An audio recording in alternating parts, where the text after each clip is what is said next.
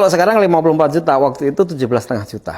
Nah, 17,5 juta itu saya menemukan DPT dengan kode-kode khusus. Nah, waktu itu kita minta supaya dihapus, karena kalau tidak, saya katakan, maka algoritmanya itu akan begini.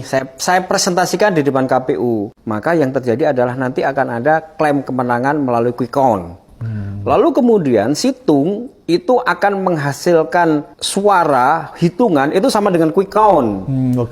Lalu kemudian lapangannya itu nggak sama antara quick count sama situng yang waktu itu nggak akan sama. Nah, 17,5 juta inilah beredar di mana nanti dia akan menyesuaikan masuk kepada kotak suara melalui hitung manual berjenjang.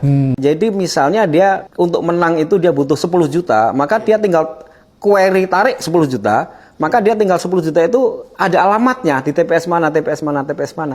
Surat suara itu udah dicoblos-coblos dengan konfigurasi ini ada di satu kotak suara. Tinggal kotak suara itu dioperasi selama 1 bulan, kan waktunya 1 bulan. Jadi itu penyesuaian. Nah, yang sekarang ini lebih parah. Karena bukan 17,5 juta, tapi ada 54 juta. DPT ya. Ya, tetapi 54 juta itu KPU kali ini tidak menyertakan NIK, KK, dan tanggal lahir. Sehingga kode-kode yang saya temukan itu udah nggak ada lagi. Disembunyikan oleh KPU. Karena kan udah kita bongkar tuh di 2019. Pencetakan itu mengikuti DPT 2 Juli. Nah, contoh inilah yang saya maksud. Kalau begitu, tolong Anda verifikasi, Anda validasi berapa sebenarnya yang valid.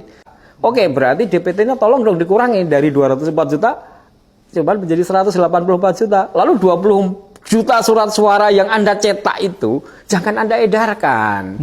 Mana? Kita musnahkan.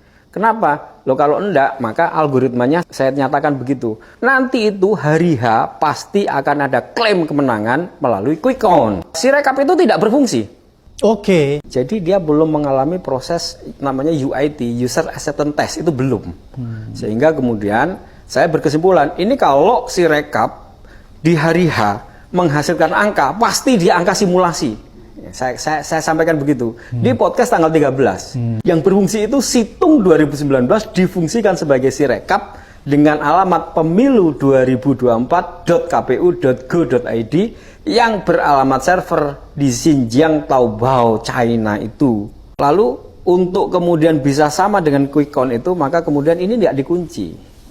Nah, itulah yang kami waktu itu saya atas nama Timnas, Direktorat Pengamanan dan Pengawalan itu datang supaya ini dikalibrasi. Kalibrasi itu sebenarnya kayak timbangan di pasar itu di Tera gitu. Satu TPS itu bisa menambahkan angka pada 02 itu 136.118. Untuk apa? Untuk mendukung sama seperti quick count kan gitu.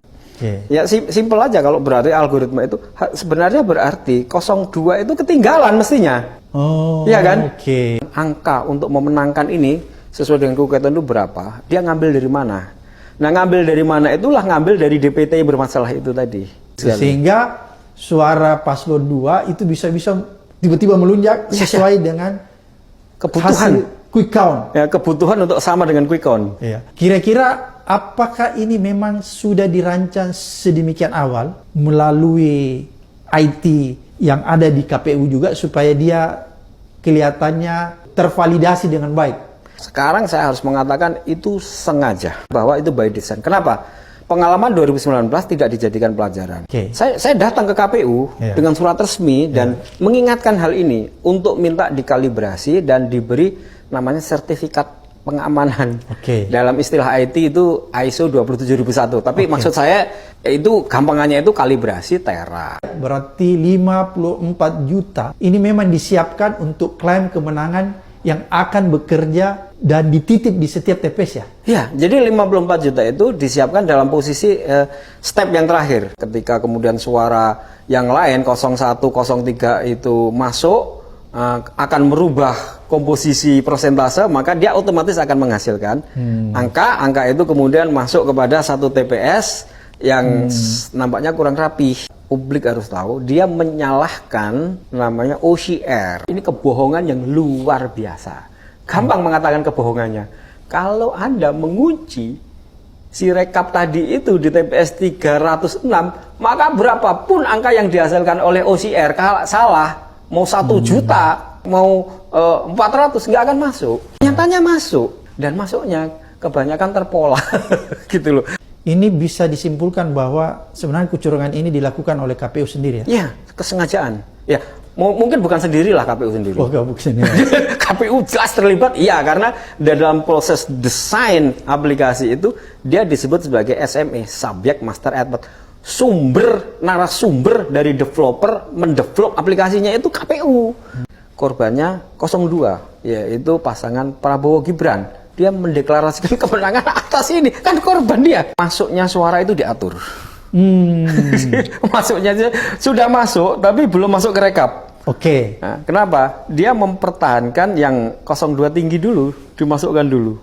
Lalu yang 01 atau 03 ini ditahan dulu. Oh, dia tertahan di pintu ditahan ya? terus. Oke. Nah, itu saya bilang kemudian membenarkan tesis saya. Tuh lihat tuh, nanti kalau sudah sampai 70-an% pasti akan terhenti itu. Si rekap itu. Kenapa? Karena yang dia tahan-tahan ini harus di engineering ini. Nah, benar kan sekarang udah mencapai 70% kan dihentikan sementara. Iya. Nah, itu saya bilang penyesuaian. Ini sengaja diciptakan untuk melakukan manipulasi Iya, suara. untuk penyesuaian akhir di lapangan ini. Oke.